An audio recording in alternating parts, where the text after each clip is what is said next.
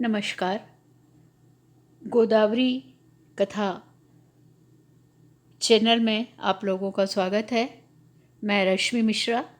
आज दूसरा दिन मंगलवार और मैं आज आपके सामने प्रस्तुत हुई हूँ लेकर एक नई लघु कथा जिसका नाम है क्षमा।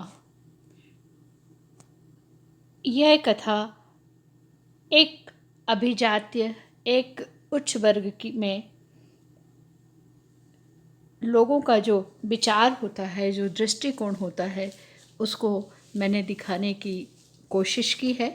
आशा करती हूँ आप लोग मेरे इस सोच के साथ अपनी सहमति बनाएंगे और मेरी कथा को लाइक करेंगे, मेरे चैनल को की सदस्यता ग्रहण करेंगे।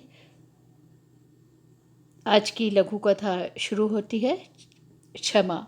जल्दी से साड़ी ठीक करके हल्का सा शॉल लपेट मैं रोड पर आकर रिक्शे वाले को बुलाने लगी। अम्मा बैग लेकर पीछे से आ गई। कितना हल्का है, कुछ सामान नहीं रखा क्या? मैंने टालते हुए कहा, रख लिया है जो ज़रूरी था। तभी एक ऑटो पास में आकर रुका। भैया बस स्टैंड जाना है, कहकर मैं ऑटो में बैठ गई। सुबह का समय, सड़क में झाड़ू लग रही थी। वातावरण धूल और कचरा से सना हुआ था। साड़ी के पल्लू से चेहरे और नाक को ढकते हुए बस स्टैंड पहुंची तो देखा बस स्टार्ट हो चुकी थी।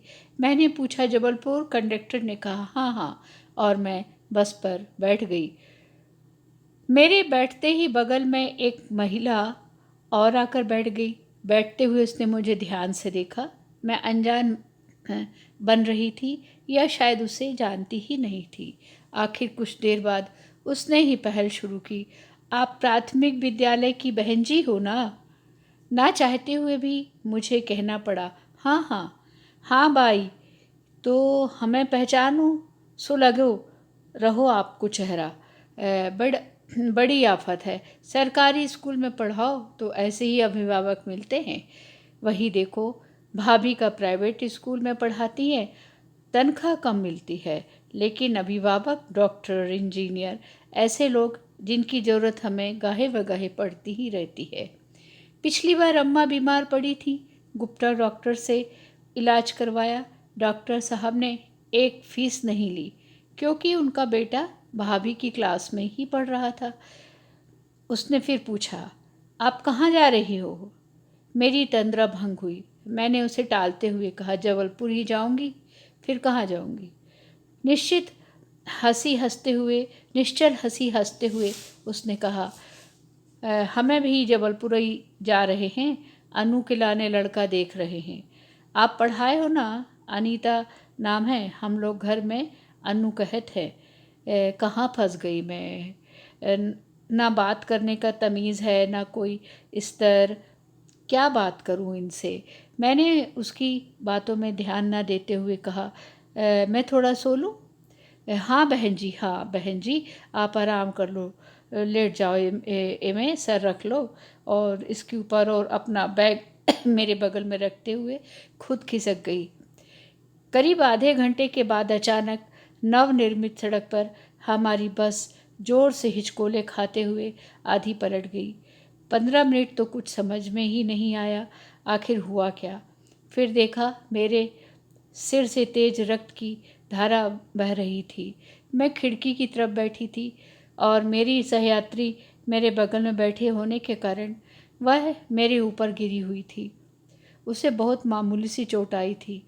अपनी परवाह न करते हुए उसने अपने बैग में से एक दुपट्टा निकाला और मेरे सिर पर पट्टी बांध दी। जैसे ही एम्बुलेंस आई, उसने मेरी गार्जियनशिप संभाली और मेरे साथ अस्पताल गई। डॉक्टर ने कहा, अरे इनका तो बहुत खून बह गया है, इनके साथ कौन है? उसने आगे बढ़कर कहा, हम हैं इनके साथ। अरे आपको भी तो चोट आ लगी है, लेकिन कोई बात नहीं, आपको प्राथमिक उपचार हम देते हैं, लेकिन इनके लिए खून की व्यवस्था करिए आप। तब तक मुझे हल्की बेहोशी आने लगी थी। उसने मेरा फ़ोन लेकर मेरे घर वालों को सूचित किया। सबको आने में समय लगा। उसके पहले उसने डॉक्टर से कहकर और लोगों से मिलजुल कर खून की व्यवस्था कर ली। जब तक सब लोग आ नहीं गए वह वहीं रही। मेरे अभिजात्य सोच के लिए आज भी सोचती हूँ तो अपने उस अहंकारपूर्ण व्यवहार जो मेरे भीतर चल रहा था उसके प्रति उससे क्षमा मांगना चाहती हूँ। मित्रों, लघु कथा है समाप्त होती है और हमारे समाज में जो हमने वर्ग बांट रखे हैं और उनकी मासूमियत और भोलेपन से को हम उनकी अशिष्टता समझते हैं, बस यही हमारी सबसे बड़ी भूल है। बहुत बहुत धन्यवाद। आपका दिन शुभ हो।